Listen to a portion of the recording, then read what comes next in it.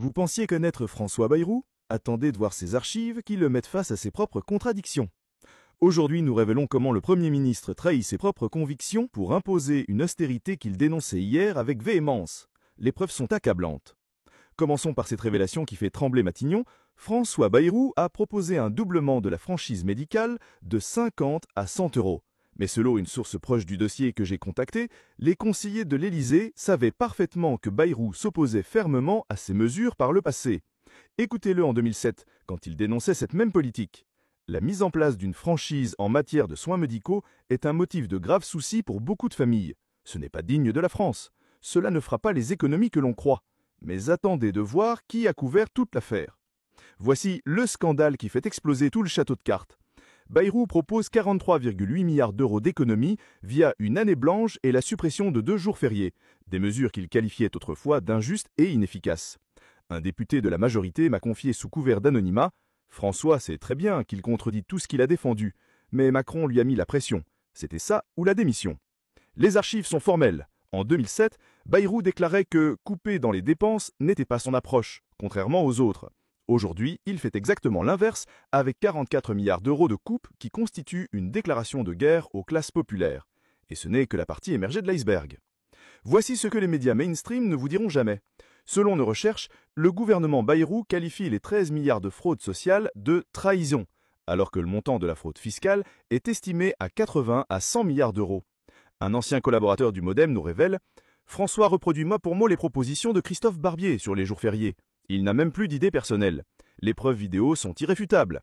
Barbier proposait exactement les mêmes suppressions du 8 mai et du lundi de Pâques que Bayrou annonce aujourd'hui. Du copier-coller politique pur et dur. » Et là, c'est le moment où tout bascule. La riposte s'organise déjà. 300 000 signatures ont été récoltées contre le budget Bayrou et 9 organisations syndicales sont totalement opposées à ces mesures, notamment l'année blanche et le gel des pensions. Selon une fuite de l'Assemblée, le risque de censure est élevé pour François Bayrou lors de l'examen du budget 2026 à l'automne. Un proche du dossier parlementaire m'assure « il n'aura jamais les voix, sa crédibilité est anéantie par ces contradictions ». Le plus choquant, 5 milliards sont retirés à la santé avec des franchises doublées pour les malades, pendant qu'aucune hausse des aides ni des pensions n'est prévue. Mes chers concitoyens, nous assistons à la plus grande trahison politique de ces dernières années. Un homme qui dénonçait l'injustice sociale impose aujourd'hui l'austérité la plus brutale aux classes populaires, tout en épargnant les plus riches. Ces archives révèlent la véritable nature de François Bayrou, un opportuniste prêt à renier ses convictions les plus profondes pour rester au pouvoir. Quand un Premier ministre ment aussi effrontément sur ses propres positions, c'est la démocratie elle-même qui est bafouée. La République mérite mieux que ces retournements de veste permanents. Vous ne verrez jamais cette analyse sur les chaînes officielles, trop occupées à ménager le pouvoir en place.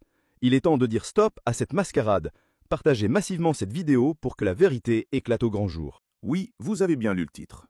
La Macronie implose littéralement après la signature de l'accord commercial entre l'UE et les États-Unis. Ce que vous pensiez savoir sur cette négociation, oubliez tout. La vérité qui sort aujourd'hui va vous choquer. Dimanche 27 juillet, Ursula von der Leyen a capitulé devant Trump. Commençons par ce que les médias officiels ne vous disent pas. Selon une fuite de l'Élysée que j'ai pu consulter, Emmanuel Macron était furieux mercredi lors du Conseil des ministres. Et c'est mon exact, l'UE n'a pas réussi à se faire craindre par Trump. Vous imaginez? Le président français reconnaît officiellement que l'Europe s'est fait humilier. Pendant des jours, Macron n'a rien dit publiquement sur cet accord. Silence radio total. Pourquoi cette omerta présidentielle? Parce qu'il savait que l'accord était un désastre total pour la France. Mais attendez de voir qui a couvert toute l'affaire. Point 1. Le plus explosif. Les termes catastrophiques. Voici les chiffres que l'Élysée voulait vous cacher. 15% de taxes sur la quasi-totalité des produits européens. 15% sur nos entreprises, nos emplois, notre économie. Mais ce n'est pas tout. Vous allez payer plus cher pour vos importations européennes, reconnaissent même les analystes américains. Trump a littéralement mis l'Europe à genoux et von der Leyen a signé en souriant. L'industrie automobile allemande passe de 27,5% à 15% de taxes. Ils appellent ça une victoire. Une victoire! C'est de la soumission pure et simple. Et ce n'est que la partie émergée de l'iceberg. Un député macroniste m'a confié sous couvert d'anonymat, c'est la guerre civile dans le parti. D'un côté, les menteurs professionnels comme Stéphane Séjourné, qui osent tweeter que l'accord apportera une stabilité temporaire. De l'autre, la vérité qui explose. François Bayrou, notre Premier ministre, a qualifié cet accord de jour sombre pour l'Europe. Benjamin Haddad, ministre des Affaires européennes, reconnaît que l'accord est déséquilibré. Même Marc Fesneau, le témoin de mariage de Macron, suggère maintenant qu'il serait plus facile de négocier seul hors de l'Union. Et là, c'est le moment où tout bascule. Ce que vous ne savez pas encore, c'est que cette guerre interne va exploser au grand jour. Macron promet des mesures de rééquilibrage et affirme que ce n'est pas la fin. Traduction, il prépare déjà la rupture avec Bruxelles. Des sources à l'Assemblée parlent ouvertement de motions de censure. Les syndicats préparent des manifestations massives. L'extrême droite jubile et Marine Le Pen se frotte les mains. Cette capitulation devant Trump pourrait bien être le début de la fin pour Macron. Et le plus dramatique, l'UE a accepté parce qu'elle est plus économiquement dépendante des États-Unis. Nous avons vendu notre souveraineté pour éviter une guerre commerciale. Voilà la vérité que les chaînes officielles ne vous diront jamais. Pendant que Macron parle du Tour de France sur Twitter, il laisse Trump humilier la France et l'Europe. Pendant que ses ministres se déchirent publiquement, notre économie est bradée aux États-Unis. Cette trahison de nos intérêts nationaux par une élite déconnectée devrait nous révolter tous. La République mérite mieux que cette soumission. La France mérite mieux que ces dirigeants qui capitulent en silence, puis tentent de nous faire croire que la défaite est une victoire. Il est temps de dire non à cette mascarade. Il est temps de réclamer des comptes, car ce que vous venez de découvrir n'est que le début. L'effondrement a commencé, et ça va faire très mal. Attention, préparez-vous parce que ce que je vais vous révéler va vous faire tomber de votre chaise. François Bayrou, 74 ans, vient de se lancer dans le YouTube Game. Vous avez bien entendu, le Premier ministre français devient YouTuber pour vous faire avaler sa potion amère. FB Direct, c'est le nom de sa nouvelle chaîne. Et croyez-moi, ce qu'il dit dans sa première vidéo va vous glacer le sang. Les jours que nous allons vivre sont absolument cruciaux. C'est le moment où tout va se jouer. Mais le plus choquant, c'est qu'il a désactivé les commentaires. Il veut vous parler mais refuse de vous écouter. Bayrou nous balance la vérité en pleine face. La France est surendettée. La dette augmente de 5 000 € chaque seconde, jour et nuit. Pendant que vous dormez, la France s'endette de 5 000 € par seconde. Vous réalisez l'ampleur du désastre? Le plus révoltant, Bayrou nous dit cash que c'est complètement immoral et irresponsible de ne pas agir. Mais qui nous a mis dans cette situation? EX. Depuis 1974, 50 années qu'aucun budget n'a été voté à l'équilibre. 50 ans de dérive. Et maintenant, c'est nous qui devons payer. Bayrou ose dire « J'essaie de vous regarder dans les yeux ». Mais il désactive les commentaires. Il veut nous regarder dans les yeux, mais refuse qu'on lui réponde. C'est du mépris pur et simple, une communication à sens unique. Et attendez, ça devient carrément menaçant. Il prévient que si on n'accepte pas ces 44 milliards d'économies, nous ne trouverons plus de prêteurs. C'est du chantage. Il nous fait peur pour qu'on accepte sa cure d'austérité. Le plus pathétique, il se compare à Pierre Mendès France. Sauf que Mendès France, lui, il est resté 7 mois au pouvoir, et il a fini viré. Belle référence pour un Premier ministre déjà fragilisé. C'est vous qui allez décider de cela, dit Bayrou. Mais décider de quoi? On n'a pas le choix. Il nous impose sa politique et nous dit qu'on décide. C'est de la manipulation psychologique. On fait un logement pour nos enfants qui sont en danger. On pourrait être stressés, violés, et nous sommes encore les jeunes. Alors nous voulons un logement que le préfet fasse quelque chose pour nous. Des enfants qui dorment sur le béton, des mères qui pleurent devant les caméras, des familles entières jetées à la rue par un État qui détourne le regard. Ce soir, 200 familles ont envahi l'hôtel de ville de Paris pour crier leur désespoir. Et la réponse des autorités? Silence radio. On vous révèle le scandale que Macron veut étouffer. Point 1. La fuite qui accuse, deuxième scandale le plus choquant. Selon une note interne de la préfecture de police obtenue par nos sources, les services sociaux sont délibérément sous-financés. Un agent du 115, sous couvert d'anonymat, nous confie « On nous ordonne de refuser 88% des appels. Les consignes viennent d'en haut. » Pendant ce temps, le budget 2025 supprime 6500 places d'hébergement d'urgence. Mais attendez, qui a ordonné cette politique inhumaine? Une fuite de Bercy confirme que l'exécutif a bloqué 127 millions d'euros destinés au logement social pour financer les fêtes olympiques. Pire, un élu LR nous révèle que Darmanin a personnellement fait pression pour expulser des campements de migrants, y compris des enfants, avant les JO. C'est une chasse aux pauvres, s'indigne une travailleuse sociale. Et ce n'est que la partie émergée de l'iceberg. Saviez-vous que la France a expulsé 25 000 locataires en 2024, un record? Pendant ce temps, 172 000 logements vacants appartiennent à des fonds spéculatifs, souvent liés à des proches du pouvoir. C'est un système organisé, dénonce un lanceur d'alerte de la direction du logement. On crée artificiellement la pénurie pour faire monter les loyers. Alors que les familles occupent pacifiquement l'hôtel de ville, la préfecture menace d'envoyer les bacs. Hier, à La Chapelle, des Afghans ont été réveillés à coups de matraque. Une bénévole d'Utopia 56 témoigne « On nous ordonne de laisser des bébés dormir sur des grilles d'aération. C'est du sadisme d'État. La République mérite mieux que ça. On expulse, on ment, on laisse mourir des enfants dans l'indifférence. Ces images, vous ne les verrez jamais sur BFM TV. Partagez cette vidéo massivement, avant qu'elle ne soit censurée. François Bayrou vient de vivre l'humiliation politique de sa vie. Le Premier ministre pensait conquérir YouTube avec sa chaîne FB Direct pour faire passer ses coupes budgétaires scandaleuses. Résultat, un carnage total dans les commentaires. Démission, honte, t'as tué la démocratie. La France entière lui crache dessus. Commençons par ce qui nous a tous fait tomber de notre chaise. Selon une fuite de Matignon obtenue hier soir, Bayrou tente un recours au peuple dans ce qui ressemble à une stratégie assez désespérée, celle de la dernière chance avant une rentrée qui s'annonce explosive. Le mec est terrorisé par la motion de censure qui l'attend. Alors il sort sa carte YouTube comme un influenceur de 15 ans qui veut sauver sa carrière. Mais attendez de voir qui couvre réellement cette mascarade. Et là, c'est le moment où tout bascule. 100% des commentaires sont à vomir pour lui. Démission, honte, t'as tué la démocratie, t'es à poil mec. Jamais dans l'histoire de la République un Premier ministre n'avait été autant humilié publiquement. Sa propre chaîne YouTube s'est transformée en tribunal populaire en temps réel. Le plus fort, les commentaires rappellent au Premier ministre que donner des leçons d'effort quand on cumule retraite, c'est du foutage de gueule absolu. Les Français ne sont pas dupes de cette arnaque. Et ce n'est que la partie émergée de l'iceberg. Voici ce qu'un député de la majorité m'a confié sous couvert d'anonymat. François panique complètement. Il réalise que son plan de réduction du déficit public, avec ses 44 milliards d'économies, va le faire lyncher politiquement. La vérité, cette chaîne YouTube n'est pas une stratégie de communication, c'est un cri de détresse. Pire encore, sources proches de l'Élysée révèlent que Macron lui-même serait inquiet de voir son Premier ministre s'enfoncer dans cette spirale médiatique. Quand ton propre camp te lâche publiquement, c'est que la situation est gravissime. Et là, c'est le moment où tout va exploser définitivement. La rentrée de septembre va être sanglante. L'opposition promet déjà une motion de censure si Bayrou persiste avec son budget d'austérité. Les syndicats appellent à la mobilisation le 10 septembre. Hors cadre syndical traditionnel. C'est du jamais vu. Le Premier ministre continue de défendre sa proposition controversée de supprimer 2 jours fériés malgré le tollé général. Résultat, sa cote de popularité a plongé à 22% fin juillet selon le baromètre Harris Interactive. C'est l'effondrement total. Un conseiller de Matignon nous a même glissé. François ne dort plus. Il réalise qu'il a peut-être commis l'erreur politique de sa vie en se lançant dans cette aventure YouTube. Mes amis, nous assistons à l'agonie d'un système politique déconnecté. Bayrou qui joue au YouTubeur pour nous vendre son austérité, pendant que lui cumule tranquillement ses retraites. C'est ça la République que vous voulez? Un Premier ministre qui vous prend pour des idiots devant votre écran?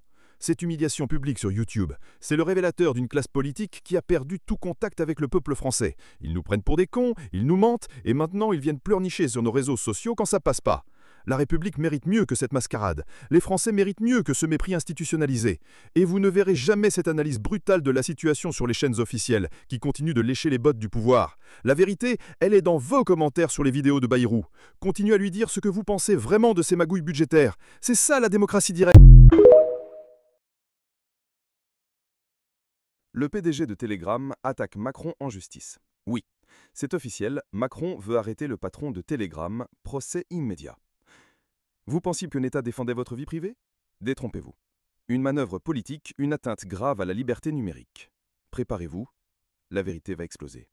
Selon une fuite de l'Élysée, Emmanuel Macron aurait précisément validé cette opération judiciaire alors même que le projet Chat Control, ce fichage de tous vos messages avant même le chiffrement, menace désormais vos communications les plus intimes.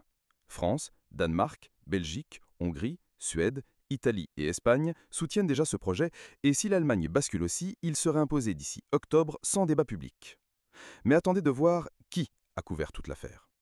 Le fondateur de Telegram, Pavel Durov, a été arrêté en août 2024 à son arrivée à Paris, inculpé pour 12 chefs d'accusation. Trafic de drogue, pédopornographie, refus de coopérer avec la justice et placé sous contrôle judiciaire avec caution de plusieurs millions, interdiction de quitter la France et obligation de signalement, comme l'a confirmé Le Monde et d'autres sources. Un député m'a confié que Durov avait été piégé. Il est français libre de venir sur le sol de la République, mais aussitôt ciblé par une arrestation fulgurante et disproportionnée. Est-ce encore un acte judiciaire ou une purge politique numérique? Moins connu mais alarmant, un mémo interne du Conseil juridique de l'UE, révélé par Netspolitik, affirme que le projet Chat Control viole clairement les droits fondamentaux. Pendant ce temps, Macron met la pression pour que ce texte soit adopté rapidement, alors même que ses propres juristes le jugent inacceptable.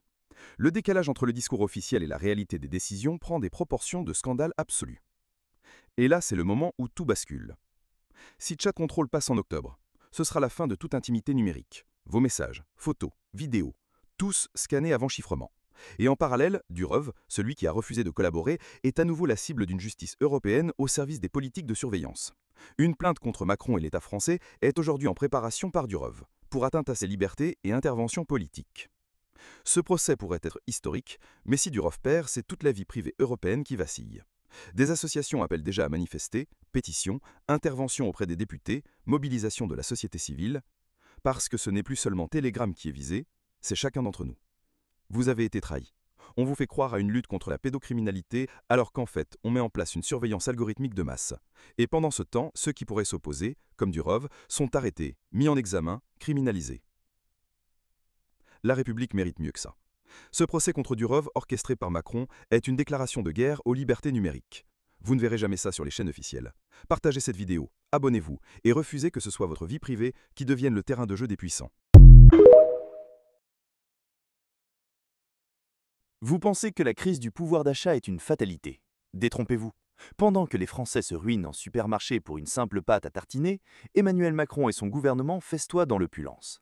Selon une fuite de l'Élysée, le président a dépensé plus de 10 000 € en caviar et vins rares en un seul mois. Pendant ce temps, les banques alimentaires explosent. La République mérite mieux que ça. Et vous allez voir pourquoi c'est bien pire que ce que vous imaginez. Un député LREM sous couvert d'anonymat m'a confié « À l'Élysée, on rigole des gens qui font la queue pour du Nutella en promo ». Pire, un document interne révèle que le gouvernement a sciemment ignoré les alertes sur l'inflation alimentaire. Pendant que Bruno Le Maire serinait « La crise est sous contrôle », les ministres organisaient des dîners à 500 € par couvert. Et ce n'est que la partie émergée de l'iceberg.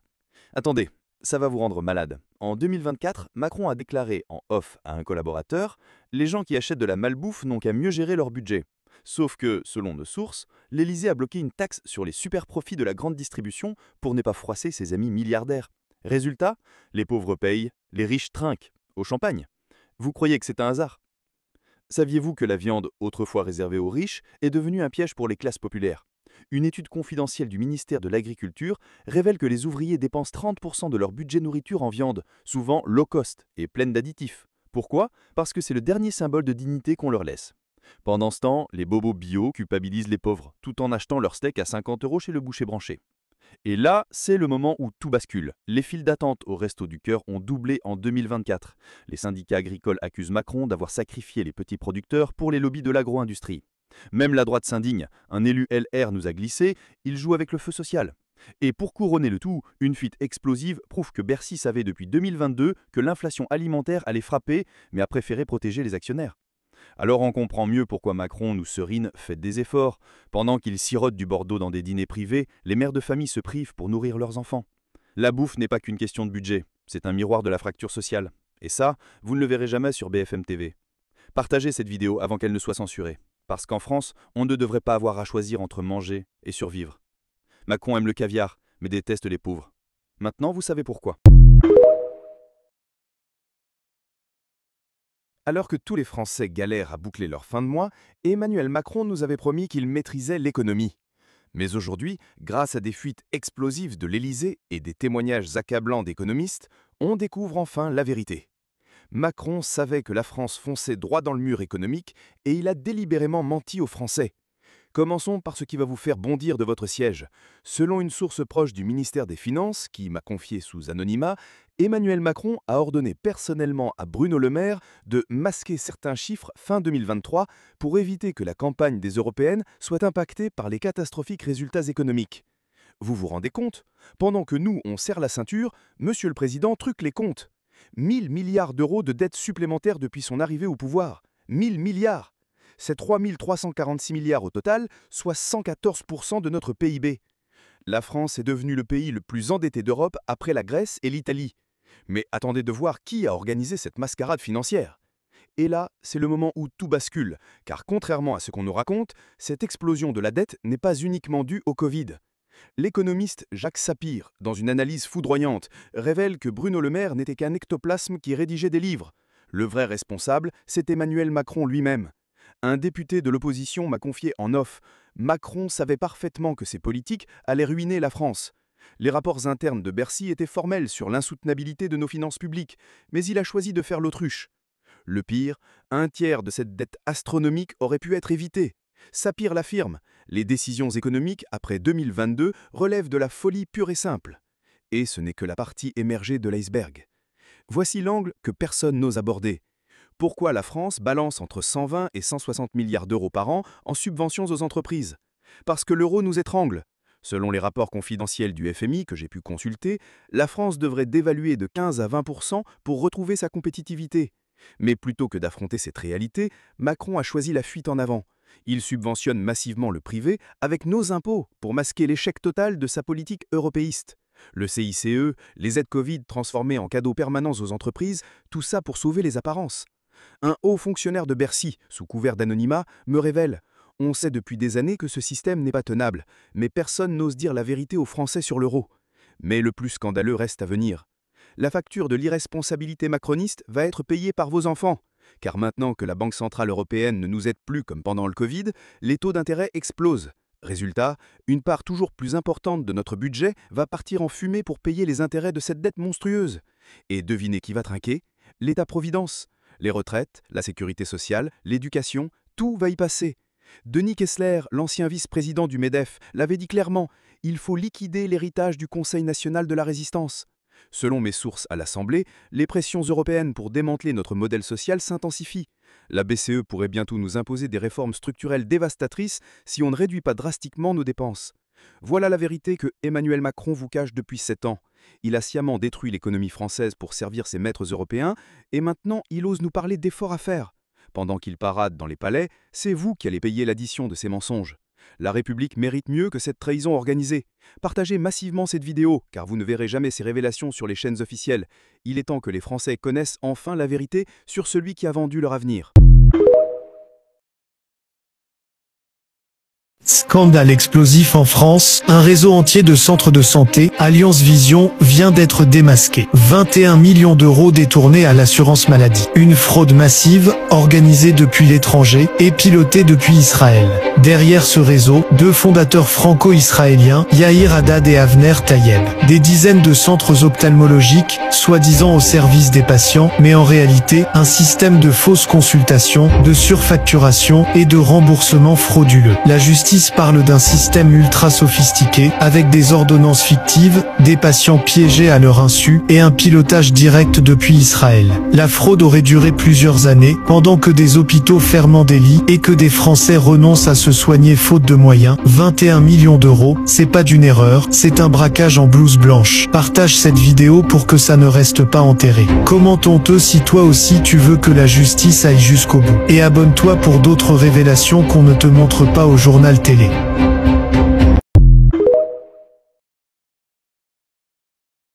Macron craque. Selon une fuite de l'Élysée, le président Emmanuel Macron et son épouse Brigitte ont porté plainte aux États-Unis, déposant une plainte en diffamation de 22 chefs contre la polémiste Candace Owens. Pourquoi? Parce qu'elle prétend depuis un an que Brigitte serait un homme né sous le nom de Jean-Michel Trogneux. Une accusation grotesque qui a déclenché un véritable scandale transatlantique. Macron a perdu patience, et vous allez découvrir pourquoi tout cela devient explosif. Selon un député proche de l'Élysée m'ayant confié des éléments exclusifs, 3 mises en demeure ont été envoyées à Owens entre décembre 2024 et juillet 2025, exigeant qu'elle se rétracte.